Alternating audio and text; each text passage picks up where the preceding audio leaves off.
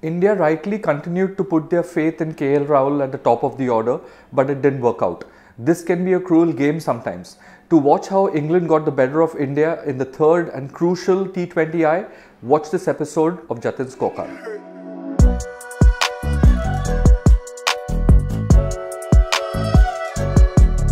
India love chasing in the white ball format, and England know that. So when England won the toss, they put India in, and they got off to a bad start. Rohit Sharma is playing his first match of the series, and he looked a little bit undercooked. But I think from the next game he will hit his straps, and things will be fine. KL Rahul has been struggling for form, and batting can be a very tough job in cricket. And when you're batting badly, that's when you tend to get the really good balls up front, and that's exactly what happened. Mark Wood at 145 plus, just pitched it in that in-between length for Rahul. The ball hit the seam, bang on the seam, and just deviated enough to beat the bat and to find the gap between bat and pad. So that was it for Rahul. I think unfortunately India will now not look to him in the next couple of games, and rightly so will reinstate Ishan Kishan at the top of the order. KL Rahul and Rohit Sharma opening meant that Ishan had to bat number 3, and when you're right at the start of your career and you come in to bat in the 4th or the 5th over with just an average of 4.5-5 runs per over, you will try and do something desperate, and that's exactly what happened. But yesterday's match, even though England won it comfortably, was all about Virat Kohli masterclass while batting. I've never seen him bat as well as he did yesterday.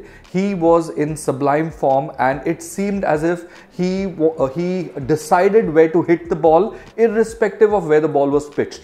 He picked his gaps and just played around with the bowling. It was magnificent to watch, and if Hardik Pandya had also got into his groove a little bit more, India would have probably got 10 or 15 runs more. That wouldn't have really made a difference because the way Jos Buttler batted for England was just fantastic. Buttler is probably amongst the most destructive players in the world today, and what makes him special is that he's got a sound technique, but he watches the ball very closely. Very few players in the world watch the ball after it has pitched, but Buttler does that and then decides what shot to play against that ball. So Buttler is a special talent, and he took England home yesterday.